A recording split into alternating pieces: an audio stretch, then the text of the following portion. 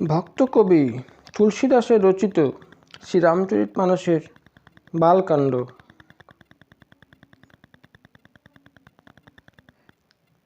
মহামুনি যাজ্ঞবল্ক্য বললেন, হে ভরদ্বাজ, এই পবিত্র ঘটনা ভগবান শ্রীশঙ্কর কর্তৃক দেবী পার্বতীকে কথিত হয়েছিল। এবার শ্রীরামচন্দ্রের অবতাররূপে অবতরণের অন্য এক বিবরণ শ্রবণ করো। হে মুনি, সে প্রাচীন অতিশয় পবিত্র ঘটনা ভগবান শ্রীশঙ্কর দেবী পার্বতীকে বলেছিলেন। সেই সময় কৈকেয়ী নামক এক প্রসিদ্ধ রাজ্য ছিল। সত্যকেতু ছিলেন সেখানকার রাজা। রাজা ছিলেন ধর্মপ্রাণ, নীতিপরায়ণ, তেজস্বী, প্রতাপসম্পন্ন, সদাচারী, বলবান। তার দুই পুত্রই ছিল মহাবীর। তারা ছিলেন সর্বগুণসম্পন্ন ও যুদ্ধে সুনিপুণ। রাজ্যের উত্তরাধিকারী জ্যেষ্ঠপুত্র ছিলেন প্রতাপভানু। কনিষ্ঠ অরিমর্দন ছিলেন অতিশয় শক্তিসম্পন্ন ও সমরে পর্বতসম অবিচল। ভ্রাতাযুগলের মধ্যে প্রীতির সম্বন্ধ ছিল। তারা ছিলেন সর্বদোষ বিরহিত। তাদের প্রীতিতে ছলনার স্থান ছিল না। মহারাজ জ্যেষ্ঠপুত্রকে রাজত্ব দান করে বানপ্রস্থ আশ্রমে চলে গিয়েছিলেন। রাজারূপে প্রতাপভানুর সুনাম সর্বত্র ছড়িয়ে পড়েছিল। তিনি বেদ বিধি অনুসারে উত্তম রূপে প্রজা পালন করতে লাগলেন। তার রাজত্বে কোথাও পাপের চিহ্ন মাত্র দেখা যেত না। রাজার পরামর্শদাতারূপে তার হিতাকাঙ্ক্ষী ও শুক্রাচার্য সম বুদ্ধিমান মন্ত্রী ছিলেন ধর্মরুচি। রাজা নিজেও প্রতাপশালী ও সুদক্ষ যোদ্ধা। তদুপরি যোগ্য মন্ত্রী ও শক্তিধর সহোদর হওয়ায় তিনি সর্বপ্রকারেই অপ্রতিরোধ্য হয়ে উঠেছিলেন। সম্মুখ যুদ্ধে প্রাণ বিসর্জনেও উদ্যত অসংখ্য যুদ্ধ সমন্বিত তার চতুরঙ্গ অজেয় সেনা ছিল। একবার সৈন্যবাহিনী নিরীক্ষণ করে রাজা প্রসন্নচিত্ত ছিলেন। সেই অবসরে তুমুল রণবাদ্য বাজতে শুরু করল। শুভ দিনক্ষণ দেখে রাজা প্রতাপভানু দিগ্বিজয়ের জন্য মনস্থ করলেন এবং তখনই রণবাদ্য বাজিয়ে যাত্রা আরম্ভের ব্যবস্থা করা হলো।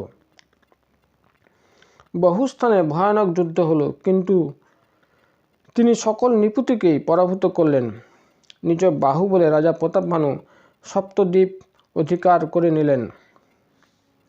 নৃপতিগণ তার আনুগত্য মানতে বাধ্য হলো। কর নিয়ে রাজা তাদের মুক্তি দিলেন। তখন ভূমণ্ডলে প্রতাপভানুই একমাত্র চক্রবর্তী সম্রাট ছিলেন। বাহুবলে বিশ্ববিজয় করে রাজা প্রতাপভানু ফিরে এলেন। রাজা সময়ানুকূল ধর্ম, অর্থ, কামাদি সুখে কালাতিপাত করতে লাগলেন। রাজা প্রতাপভানুর ছত্রছায়ায় ভূসম্পদ কামধেনু সম উদারচিত্ত হয়ে উঠেছিল। তার রাজ্যে প্রজাগণ সকল দুঃখ বিরহিত ও সুখ সমৃদ্ধ ছিল। নরনারীগণ সকল সুদর্শন ও ধর্মশীল ছিলেন। মহামন্ত্রী ধর্মরুচির শ্রীহরিচরণে বিশেষ অনুরাগ ছিল। রাজার হিতকামনায় তিনি সর্বদাই তাকে সৎপরামর্শ দিতেন এবং প্রজাদের মঙ্গলার্থে নীতি রূপায়ণে সতত তৎপর থাকতেন। গুরুদেব, দেবতা, সাধুসন্ত, পিতৃপুরুষ ও ব্রাহ্মণদের উপর রাজা প্রতাপভানুর বিশেষ প্রীতি ছিল। তিনি তাদের সেবায় নিত্যযুক্ত থাকতেন। তিনি বেদ বর্ণিত রাজধর্ম পরম সমাদরে প্রসন্নচিত্তে পালন করে যেতেন। দান ধ্যান তার নিত্যকর্মের মধ্যেই ছিল। উত্তম শাস্ত্র, বেদ ও পুরাণ কথায় তার প্রবল অনুরাগ ছিল। তিনি তীর্থস্থানগুলিতে জলাশয়, পুষ্করণী, কূপ, পুষ্পোদ্যান, কুঞ্জকানন, ব্রাহ্মণদের জন্য বাসস্থান ও দেব মন্দির আদি মনোরম ব্যবস্থাদি করে দিয়েছিলেন। রাজা প্রতাপভানু বেদ ও পুরাণ বর্ণিত যজ্ঞাদি অনুষ্ঠান প্রসন্নচিত্তে সহস্রবার সম্পাদন করেছিলেন। তার কার্য সকল ফলাকাঙ্ক্ষা বর্জিত ছিল। বুদ্ধিমান জ্ঞানী রাজাকৃত সকল ধর্মকর্মই কায় মনোবাক্যে ভগবান শ্রী বাসুদেব চরণে নিবেদিত হতো। একবার রাজা প্রতাপভানু এক উত্তম অশ্বের উপর আসীন হয়ে মৃগয়া উদ্দেশ্যে সৈন্য সামন্ত সহিত বিন্ধ্যাচল পর্বতের গভীর অরণ্যে গমন করলেন। মৃগয়ায় তিনি বহু মৃগ শিকার করলেন। অরণ্য পথে গমনকালে তার দৃষ্টি এক বরাহের উপর পড়ল। মনে হচ্ছিল যেন রাহু রূপে তা চন্দ্রকে গ্রাস করে অরণ্যে এসে লুকিয়ে আছে। চন্দ্রের আকার বড় হওয়ায় তা মুখে আটছিল না, কিন্তু ক্রোধে তাকে ছেড়েও দিচ্ছিল না। অতএব দন্তসভা ভয়াবহই লাগছিল। বরাহ বিশালাকার হৃষ্টপুষ্ট ছিল। অশ্বক্ষুরের শব্দ পেয়ে বরাহ সচকিত হয়ে কান খাড়া করে দেখতে লাগল। নীল পর্বত শিখর সম বিশালাকায় বরাহ দেখে রাজা প্রতাপভানু অশ্বকে কষাঘাত করে দ্রুত গতিতে চালনা করে বরাহকে অনুসরণ করে বললেন, এবার তো নিস্তার নেই। সশব্দে অশ্বকে নিজের দিকে ছুটে আসতে দেখে বরাহ প্রবল বেগে পলায়ন করতে লাগল। রাজা প্রতাপভানু ধনুর্বাণ নিয়ে স্বর নিক্ষেপ করলেন। স্বরকে তার দিকে ছুটে আসতে দেখে বরাহ গর্তে আত্মগমন করল। রাজা তাকে তাড়া করে স্বর নিক্ষেপ করতেই থাকলেন, কিন্তু বরাহ সুকৌশলে নিজেকে রক্ষা করে ছুটতে লাগলেন। মাঝে মাঝে সে দেখা দিচ্ছিল, আবার কখনো আত্মগোপন করছিল। রাজা কুপিত হয়ে তার পশ্চাৎ অনুসরণ করতে লাগলেন। বরাহকে তাড়া করতে করতে রাজা তার দলবল থেকে বহু দূরে এসে পড়লেন। বরাহ রাজাকে ছুটিয়ে এক গভীর অরণ্যে প্রবেশ করে গেল, যেখানে হাতি কিংবা ঘোড়ার প্রবেশ করা সম্ভব ছিল না। রাজা অরণ্যের অনন্ত ক্লেশ সহ্য করেও শ্রী বরাহের পিছু ছাড়লেন না। রাজার দুর্দমনীয় মনোভাব দেখে বরাহ পলায়ন করে এক অগম্য পর্বত কন্দরে প্রবেশ করে গেল। আর এগিয়ে যাওয়া সম্ভব নয় জেনে রাজা হাহুতাশ করে ফিরে চললেন। গভীর অরণ্যে তার পথ ভুল হয়ে গেল। মনক্ষুণ্ণ ক্ষুধা তৃষ্ণায় কাতর রাজা সখ্রেদে অশ্ব সহিত ব্যাকুল হয়ে তৃষ্ণার জল অনুসন্ধানে ব্যস্ত হলেন। জলের জন্য নদী অথবা সরোবর অনুসন্ধান করে শেষকালে জল না পেয়ে তিনি কাতর হয়ে পড়লেন। অরণ্যে বিচরণকালে রাজা প্রতাপভানু দেখলেন যে কাছে এক আশ্রম রয়েছে। সেই আশ্রমে মুনিরূপে বাস করা এক ব্যক্তি আসলে পূর্বে একজন নিপীড়িত ছিল। সে রাজা প্রতাপভানু দ্বারা পরাজিত হয়ে অরণ্যে আত্মগোপনে কালাতিপাত করছিল। যুদ্ধে পরাজিত হওয়ার পর সে প্রতাপভানুর সুসময় ও নিজের দুঃসময় জেনে মুখ বুজে সব সহ্য করল। সে ঘরে ফিরে গেল না এবং স্বাভিমানী হওয়ায় প্রতাপভানুর নিকট আত্মসমর্পণও করল না। মনে দুঃসহ ক্রোধ নিয়ে সেই পরাজিত রাজা দরিদ্রসম মুনি সেজে অরণ্যে বাস করতে লাগল। ভাগ্যের পরিহাসে রাজা প্রতাপভানুর সঙ্গেই অরণ্যেই দেখা হয়ে গেল। সে দেখা মাত্র রাজা প্রতাপভানুকে চিনতে পারল। তৃষ্ণাকাতর রাজা তখন এমন ব্যাকুল অবস্থা যে তিনি কপট মুনিবেশধারী রাজাকে চিনতে পারলেন না। রাজা প্রতাপভানু তার আকর্ষক মুনিবেশ দেখে তাকে মহামুনি ভাবলেন। তিনি ঘোড়া থেকে নেমে প্রণাম নিবেদন করলেন, কিন্তু সুচতুর রাজা মুনিকে নিজের নাম জানালেন না। অশ্বসহিত রাজা প্রতাপভানুকে তৃষ্ণাকাতর দেখে কপটমুনি তাকে সরোবরের সন্ধান দিল। তৃষ্ণার্ত রাজা প্রতাপভানু সরোবর দেখে পান স্নাদি সম্পন্ন করে অতিশয় আনন্দিত হলেন। তৃষ্ণা নিবারণে রাজা প্রতাপভানু সুখী হলেন। কপটমুনির রাজাকে আশ্রমে নিয়ে গিয়ে সূর্যাস্ত কাল দেখে উপবেশনের জন্য আসন দান করল। তখন সেই কপট তাপস মধুস্বরে বলল, তুমি কে? তুমি যুবক, দেখতেও সুন্দর, তবুও প্রাণ হাতে করে অরণ্য মধ্যে কেন ঘুরে বেড়াচ্ছ? তোমার অঙ্গে চক্রবর্তী রাজার লক্ষণ সুস্পষ্ট, তাই তোমার অবস্থা দেখে কষ্ট হচ্ছে। রাজা বললেন, হে মুনিবর, শুনুন। প্রতাপভানু রাজার আমি মন্ত্রী। মৃগয়ায় এসে পথ হারিয়েছি। এ আমার পরম সৌভাগ্য যে এখানে এসে আপনার শ্রীচরণ দর্শন লাভ করলাম। আপনার সুদুর্লভ দর্শন লাভ করে ধন্য হলাম, তাই মনে হয় মঙ্গলই হবে। কপটমুনি উত্তর দিল, অন্ধকার নেমে এসেছে। তোমার নগর তো এখান থেকে 70 যোজন দূরে। হে সুধী, আমার কথা শোনো। এই ঘন অন্ধকারে পথ চিনে যাওয়া কঠিন হবে, তাই এখানেই রাত্রি যাপন করে সকাল হলেই না হয় যাত্রা করো।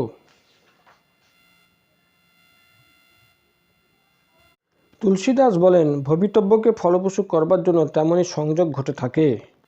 কখনো ভবিতব্য নিজেই কাছে এসে উপস্থিত হয়, আবার কখনো তাকে ঘটনাস্থলে টেনে নিয়ে যায়।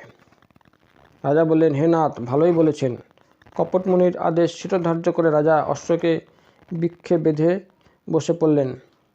রাজা মুনির বহুভাবে স্তুতি করে তার চরণ বন্দনা করে নিজের ভাগ্যকে ধন্যবাদ দিলেন।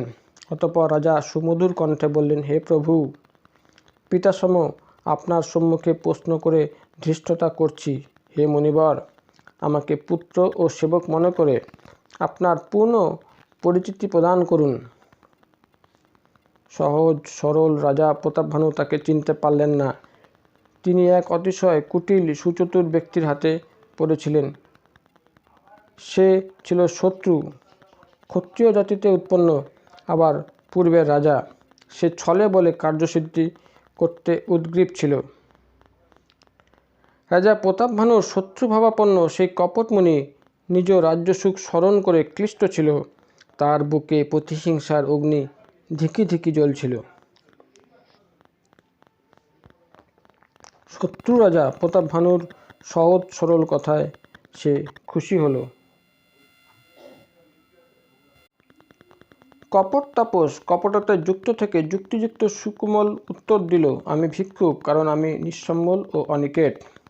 রাজা বললেন, আপনার মতো জ্ঞানীগুণী নিরভিমানিত স্বরূপ গোপন রাখবেনই, কারণ দরিদ্র বেশেই তো সকল কল্যাণ নিহিত থাকে। তাই তো সাধুসন্ত আর বেদ উন্মুক্ত করতে ঘোষণা করেন যে পরম আকিঞ্চন শ্রী ভগবানের পরম প্রিয় হয়ে থাকেন। আপনার মতো নির্ধন ভিক্ষুক ও অনিকেতকে দেখে ভগবান ব্রহ্মা ও শ্রী শঙ্করেরও ভুল হয়ে যাবে। যাই হোক, আপনি যেই হন না কেন, আমি আপনাকে নমস্কার করছি। হে প্রভু, এইবার আমার উপর কৃপা করুন। তার উপর স্বাভাবিক প্রীতি ও অত্যাধিক বিশ্বাস প্রতিষ্ঠিত হয়েছে দেখে কপটমুনি আশ্বস্ত হলো যে রাজা সম্পূর্ণভাবে বশীভূত হয়েছেন। সে এইবার পরম প্রীতি প্রদর্শন করে বলল, হে রাজা, সত্য বলি, আমার এইখানে বহুদিন কেটেছে। আজ পর্যন্ত আমার সঙ্গে কেউ দেখা করতে আসেনি, আর আমিও কারো কাছে যেচে আলাপ করতে যাইনি, কারণ লোকমান্য হওয়ার বাসনা অগ্নিসম হয়ে থাকে, যা তপস্বরূপ অরণ্যকে ভস্মসাৎ করে দেয়। তুলসীদাস বলেন, বেশভূষার চাকচক্য কেবল মূর্খকেই নয়, জ্ঞানীকেও বিভ্রান্ত করতে সক্ষম হয়। ময়ূর দেখতে সুন্দর আর ডাকেও সুন্দর, কিন্তু তার খাদ্য সর্প। কপট তাপস বলল, তাই আমি সকলের কাছ থেকে দূরেই থাকতে ইচ্ছুক। শ্রীহরি ছাড়া আর কারো কাছে আমার চাইবার কিছুই নেই। শ্রীপ্রভু তো সবই জানেন। তাই বলো, সকলকে সন্তুষ্ট করে আমি কি সিদ্ধি লাভ করতে পারবো? তুমি পবিত্র, বুদ্ধিমান ও আমার পরম প্রিয়, আর আমার উপর তোমার প্রীতি ও বিশ্বাস আছেও দেখছি। তাই হে তাতেও, তাই তোমার কাছে কিছু গোপন করা যে আমার পক্ষে দোষের হবে। কপট তাপস যতই নিজেকে উদাসীন প্রমাণ করবার চেষ্টা করে যেতে লাগলো, রাজা প্রতাপভানু তার উপর বিশ্বাস ততই বৃদ্ধি পেতে লাগলো। বক ধার্মিক কপট মুনি রাজাকে কায়মানো বাক্যে বশীভূত জেনে বলল, হে ভাই, আমি এক তনু। তা শুনে রাজা প্রতাপভানু তাকে আবার প্রণাম নিবেদন করে বললেন, আমাকে আপনার পরম অনুগত সেবক মনে করবেন। আমি আপনার নামের অর্থ জানতে ইচ্ছুক। কপট তাপস বলল, সৃষ্টিকালেই আমার উৎপত্তি হয়েছিল, তখন থেকে আমার আর দ্বিতীয় তনু প্রয়োজন হয়নি, তাই আমি এক তনু। হে পুত্র, যেন চমকে উঠো না। তপস্যায় সকলেই সুলভ হয়ে থাকে।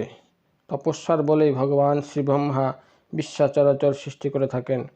তপস্যার বলেই ভগবান শ্রী বিষ্ণু তা প্রতিপালন করে থাকেন। তপস্যার বলেই ভগবান শ্রী শঙ্কর সংহার কার্য করে থাকেন। জগতে এমন কোনো বস্তু নেই যা তপস্যা দ্বারা লাভ করা যায় না। এই সকল কথাবার্তা শ্রবণ করে রাজা প্রতাপভানুর অনুরাগ আরও বেড়ে গেল। কপট তাপস তখন পুরাণ কথা বলতে লাগলো। সে ধর্ম, কর্ম ও বহুবিধ ইতিহাস বৃত্তান্ত বলে বৈরাগ্য ও জ্ঞানতত্ত্ব বিশ্লেষণ করতে লাগলো। সৃষ্টি স্থিতি লয় প্রসঙ্গ আলোচনা করে সে রাজা প্রতাপ ভানুকে আরও বশীভূত করে ফেলল। সবিস্তারে আশ্চর্যজনক কথাগুলি শ্রবণ করে রাজা প্রতাপ ভানু কপটমণির সম্পূর্ণভাবে বশীভূত হয়ে গিয়েছিলেন। তিনি তখন নিজের প্রকৃত পরিচয় দিতে লাগলেন। কপট তাপস বলল, রাজন, আমি তোমাকে জানি তুমি কপটতা করেছ, তা আমার ভালো লেগেছে। হে রাজন, শোনো, রাজনীতি অনুসারে রাজাগণ যেখানে সেখানে নিজ পরিচিতি প্রদান করেন না। তোমার বিচক্ষণতা দেখে তোমার উপর প্রীতি বৃদ্ধি পেয়েছে। তুমি নিজে রাজা প্রতাপ ভানু, মহারাজ সত্যকেতুর পুত্র। হে রাজন, শ্রীগুরুর কৃপায় আমি সব কথাই জানি, কিন্তু তাতে নিজের ক্ষতি জেনে কিছু বলিনি। হে বৎস, তোমার স্বাভাবিক সরলতা, প্রেম, বিশ্বাস ও নীতিকুশলতা আমাকে মুগ্ধ করেছে। তাই আমি তোমার প্রশ্নের উত্তরে নিজের কথা বলছি। তুমি নিঃসন্দেহে জেনে রাখো যে আমি প্রসন্ন হয়েছি। তাই হে রাজন, যা চাইতে প্রাণ চায় তাই চেয়ে নাও। কপট তাপসের কথাগুলি শ্রবণ করে রাজা অতিশয় আনন্দিত হয়ে গেলেন। তিনি কপট মুনির পায়ে ধরে বলেন, হে কৃপাসিন্ধু মুনিবর, আপনার দর্শন লাভ করেই আমার ধর্ম, অর্থ, কাম, মোক্ষরূপ চতুর্বর্গ ফল করায়ত্ত হয়ে গিয়েছে। তবু প্রভুকে প্রসন্ন দেখে একটা দুর্লভ বর যাচনা করে আমি শোক বিরহিত হয়ে যেতে চাই। আমাকে বর দিন, যেন বার্ধক্য, মৃত্যু ও দুঃখ আমাকে স্পর্শ না করতে পারে। আমি যেন যুদ্ধে অজেয় হই আর আমার রাজত্ব শতকল্প নিষ্কণ্ঠকভাবে স্থায়ী হয়। কপট তাপস বলল, হে রাজন, তাই হবে। তবে একটা কঠিন শর্ত আছে, তাও জেনে রাখো। হে ভূপতি, কেবল ব্রাহ্মণ কুল ছাড়া কালও তোমার চরণে মাথা নত করবে। তপস্যার বলে ব্রাহ্মণ কুল সতত বলবান। তারা ক্রুদ্ধ হলে তা থেকে কেউ রক্ষা করতে পারেন না। হে নরপতি, যদি তুমি ব্রাহ্মণদের বশীভূত করে ফেলতে পারো, তাহলে স্বয়ং ব্রহ্মা, বিষ্ণু ও মহেশ্বরও তোমার বশীভূত হয়ে যাবেন। ব্রাহ্মণ কুলের উপর শক্তি প্রয়োগ চলে না। তাই আমি দুহাত তুলে এই পরম সত্য উচ্চারণ করছি। হে রাজন, শোনো, ব্রাহ্মণদের অভিশাপ ছাড়া কখনো তোমার বিনাশ হবে না। রাজা প্রতাপ ভানু তার কথা শুনে অতিশয় প্রসন্ন হয়ে গেলেন। তিনি বললেন, হে প্রভু, আমার আর বিনাশ হবে না। হে কৃপানিধি প্রভু, আপনার কৃপায় আমার সতত কল্যাণই হবে। তাই হোক বলে সেই কুটিল কপটমণি আবার বলল, কিন্তু আমার সঙ্গে সাক্ষাৎকার ও অরণ্যে পথ হারানোর কথা কাউকে বলা যাবে না। বললে আমাকে দোষ দেবে না। হে রাজন, এই প্রসঙ্গ জানাজানি হলে তোমার খুবই ক্ষতি হবে। পাঁচকান হলে তোমার বিনাশ হবে। এই কথা ভালোভাবে জেনে রাখো। হে প্রতাপ ভানু, জেনে রাখো, এই কথা প্রকাশিত হলে অথবা ব্রাহ্মণের দ্বারা অভিশাপ হলে তোমার বিনাশ হবে। অন্য কোনো উপায়, যেমন হরিহর কুপিত হলেও তোমার মৃত্যু হবে না। রাজা প্রতাপ ভানু তখন মণিবরের পদ সংলগ্ন হয়ে বলেন, হে শ্রীপ্রভু, আপনি যথার্থ কথা বলেছেন। ব্রাহ্মণ আর শ্রীগুরুর কোপ থেকে কে রক্ষা করতে পারে? যদি ভগবান শ্রীব্রহ্মা কুপিত হন, তখন শ্রীগুরু রক্ষা করে থাকেন, কিন্তু শ্রীগুরু প্রতিকূল হলে তখন তো কেউ রক্ষাকর্তা থাকে না। যদি আপনার উপদেশ অমান্য করি, তাহলে আমার বিনাশ হলেও কোনো দুঃখ থাকবে না। কিন্তু হে শ্রীপ্রভু, আমার মনে ব্রাহ্মণ অভিশাপের অতি ভয়ানক ভয় আছে। সেই ব্রাহ্মণদের কীভাবে বশীভূত করা সম্ভব, কৃপা করে তাও বলে দিন। হে দিন শরণ, আমি আপনাকে ছাড়া অন্য কাউকেই আমার হিতাকাঙ্ক্ষী বলে মনে করি না। কপট তাপস বলল, হে রাজন, শোনো, ব্রাহ্মণদের বশীভূত করবার যে সকল উপায় আছে তা সবই কষ্টসাধ্য, আবার তাতে সাফল্য যে হবে তাও বলা যায় না। কিন্তু একটা সহজ উপায় আছে, তাতে অবশ্য কিছু অসুবিধা আছে। হে রাজন, তার ব্যবস্থা তো আমার হাতে আছে, কিন্তু আমার পক্ষে তোমার নগরে গমন যে আদৌ সম্ভব নয়। আমি জন্ম থেকে আজ পর্যন্ত কারো গৃহে অথবা গ্রামে যাইনি। অথচ যদি না যাই, তাহলে তোমার কার্যসিদ্ধি হয় কেমন করে? এই এক ভীষণ সমস্যায় পড়লাম। তার কথা শ্রবণ করে রাজা সবিনয়ে নিবেদন করলেন, শাস্ত্র অনুসারে স্নেহ তো নিম্নগামী, অর্থাৎ শ্রেষ্ঠ ব্যক্তি ছোটকে স্নেহ করেন। আমরা দেখি তো বিশাল পর্বতমালা মস্তকে তৃণ ধারণ করে থাকে, অসীম সুগভীর সমুদ্র ফেনাকে মাথায় করে রাখে, আর ধরিত্রী সতত ধূলিকণা মস্তকে ধারণ করে থাকে। এই কথা বলে রাজা প্রতাপভানু আবার সেই কপটমণির পদ সংলগ্ন হলেন আর বললেন, হে প্রভু, কৃপা করুন, আপনি সুজন ও দিন শরণ। হে প্রভু, আমার জন্য এতটুকু কষ্ট যে আপনাকে করতেই হবে। রাজাকে সম্পূর্ণভাবে বশীভূত জেনে ছলনায় প্রবীণ সেই তাপস বলল, হে রাজন, তোমাকে সত্যই বলবো, জগতে দুর্লভ বলে আমার কিছুই নেই। আমি তোমার কার্য অবশ্যই সম্পন্ন করব, কারণ আমি জানি যে কায় বাক্যে তুমি আমার ভক্ত। তবে যোগ, যুক্তি, তপস্যা ও মন্ত্রের প্রভাব তখনই লাভ করা যায় যদি তা গোপনে করা হয়। হে নরেশ, আমি আহার্য রন্ধন করে দেব আর তুমি তা পরিবেশন করবে। যদি আহার্য ভক্ষণকারী আমার উপস্থিতি জানতে না পারে, তাহলে সে তোমার আজ্ঞাবাহ হয়ে যাবে। কেবল তাই নয়, যারা সেই আহার্য ভক্ষণকারী গৃহেও আহার্য ধারণ করবে, তারাও তোমার আজ্ঞাধীন হয়ে যাবে। হে রাজন, এমনই ব্যবস্থা করো আর বর্ষকাল ব্যাপী আহার্য দানের সংকল্প করো। নিত্য নতুন 1,00,000 ব্রাহ্মণদের সব বান্ধবে নিমন্ত্রিত করো। আমি তোমার সংকল্পকাল 1 বৎসর পর্যন্ত প্রত্যহ রন্ধন করে দেব।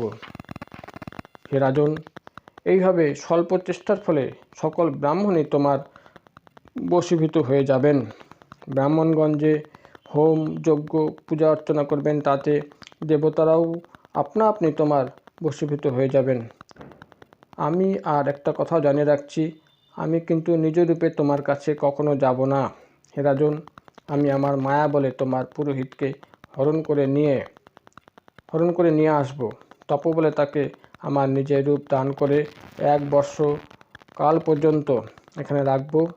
আর হে রাজন, শোনো, আমি তার রূপ নিয়ে তোমার কার্যসিদ্ধি করব। হে রাজন, রাত হয়েছে, নিদ্রা গমন করো। আজ থেকে 3য় দিনে তোমার সঙ্গে আমার সাক্ষাৎকার হবে।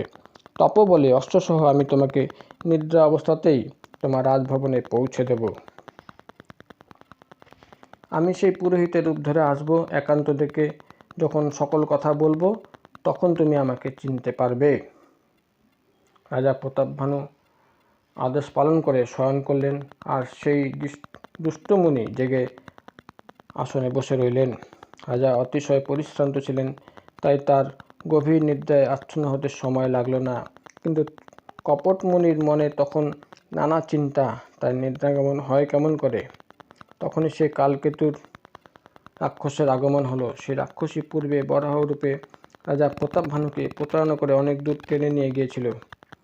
কপটমুনির সঙ্গে তার প্রবল সখ্যতা ছিল। সে অনেক ছাল চতুরিও জানত। কালকেতু রাক্ষসের শতপুত্র ও 10 জন ভ্রাতা ছিল। তারা অতিশয় দুষ্ট ও অজেয় ও দেবতাদের ক্লেশ প্রদান করত। ব্রাহ্মণ, সাধুসন্ত ও দেবতা সকলের তাদের হাতে দুর্দশা হচ্ছে দেখে রাজা প্রতাপভানু পূর্বেই তাদের সকলকে বধ করেছিলেন। দুষ্ট কালকেতু রাজা প্রতাপভানুর সঙ্গে পূর্বেই শত্রুতার কথা স্মরণ করে সেই কপট মুনির সঙ্গে ষড়যন্ত্র করে তাকে বিনাশ করবার পরিকল্পনা করল। ভবিতব্যের বশীভূত রাজা প্রতাপভানু কিছুই জানতে পারলেন না। বলবান শত্রু একা থাকলেও তাকে তুচ্ছ জ্ঞান করা ঠিক নয়। যার কেবল মস্তক অবশিষ্ট ছিল, সেই রাহুও আজও সূর্যচন্দ্রকে দুঃখ প্রদান করে থাকে। কপটমণি সখাকে দেখে উৎপন্ন হলো আর সুখানুভূতি লাভ করল। সে সকল কথা সখাকে বলল। তখন রাক্ষস কালকেতু সানন্দে বলল, হে রাজন, শোনো, যখন তুমি আমার পরিকল্পনা অনুসারে এতদূর করে ফেলেছ, তখন জেনে রাখো যে শত্রু ফাঁদে পড়েছে। আর চিন্তা নেই, নিদ্রা গমন করো। বিধাতা ঔষধি ছাড়াই রোগ সারিয়ে দিয়েছেন। শত্রুকে নির্বংশ করে ও সমূলে উৎপাদন করে আজ থেকে 4র্থ দিবসে আমি তোমার সঙ্গে মিলিত হব। এইভাবে কপটমণিকে আশ্বস্ত করে সেই মহামায়াবী ক্রোধান্ধ রাক্ষস চলে গেল। সে রাজা প্রতাপভানুকে অশ্বের সহিত এক মুহূর্তে গিয়ে পৌঁছে দিল। রাজাকে রানীর কাছে শুইয়ে দিয়ে সে অশ্বকে আস্তাবলে বেঁধে রাখল। তারপর সে রাজপুরোহিতকে তুলে নিয়ে গিয়ে তার মতিভ্রান্তি ঘটিয়ে পাহাড়ের এক গুহায় বন্দি করে রাখল। এরপর কালকেতু রাক্ষস নিজেই পুরোহিতের রূপ ধারণ করে পুরোহিতেরই শয্যায় শায়িত রইল। ভোর হবার পূর্বে রাজা প্রতাপভানুর ঘুম ভাঙল। তিনি দেখলেন যে নিজের ঘরে পৌঁছে গিয়েছেন। তিনি আশ্চর্য হয়ে গেলেন।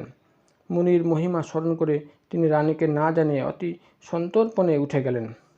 অতঃপর অশ্বপিঠে আসীন হয়ে অরণ্যে চলে গেলেন। তার গতিবিধি কেউ জানতে পারল না। দ্বিপ্রহর অতিক্রম করে রাজা প্রতাপভানু গৃহে ফিরে এলেন। তার প্রত্যাগমনে ঘরে ঘরে উৎসবের পরিবেশ সৃষ্টি হলো। যখন রাজা রাজপুরোহিতকে দেখলেন তখন সকল বৃত্তান্ত তার মনে পড়ে গেলেও তিনি আশ্চর্য হয়ে রাজপুরোহিতের দিকে তাকিয়ে রইলেন। দিবসতয় রাজা অতিশয় কষ্টে কাটালেন।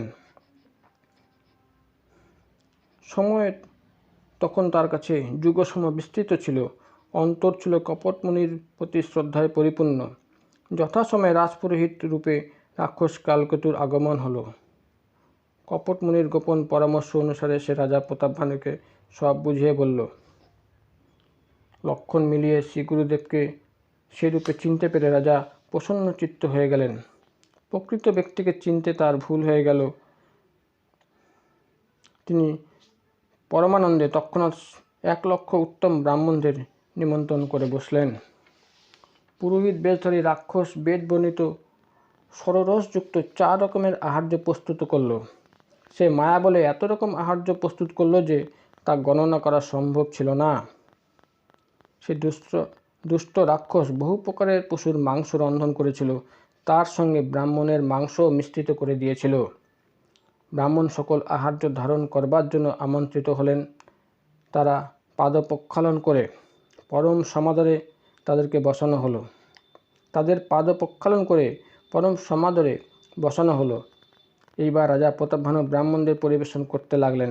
তখনই কালকেতুকৃত আকাশবাণী তারা শ্রবণ করলেন।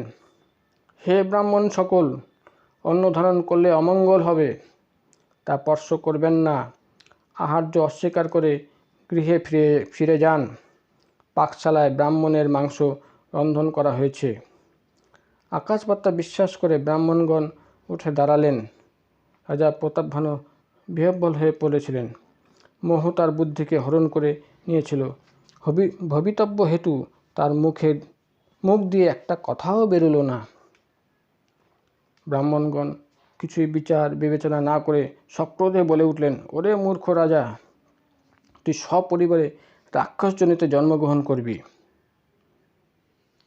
ওরে অধমাধম ক্ষত্রিয়, তুই সপরিবারে ব্রাহ্মণদের ডেকে তাদের ধর্মচ্যুত করতে চেয়েছিলি, কিন্তু ঈশ্বর আমাদের ধর্ম রক্ষা করেছেন। তুই এইবার সপরিবারে বিনষ্ট হবি। 1 বৎসরের মধ্যেই তুই ধ্বংস হবি। বংশে বাতি দেওয়ার মতো কেউ থাকবে না। অভিশাপ শ্রবণ করে রাজা প্রতাপভানু বিহ্বল হয়ে পড়েছিল ভয়ে। সঙ্গে সঙ্গে শুভ দৈববাণীও শোনা গেল।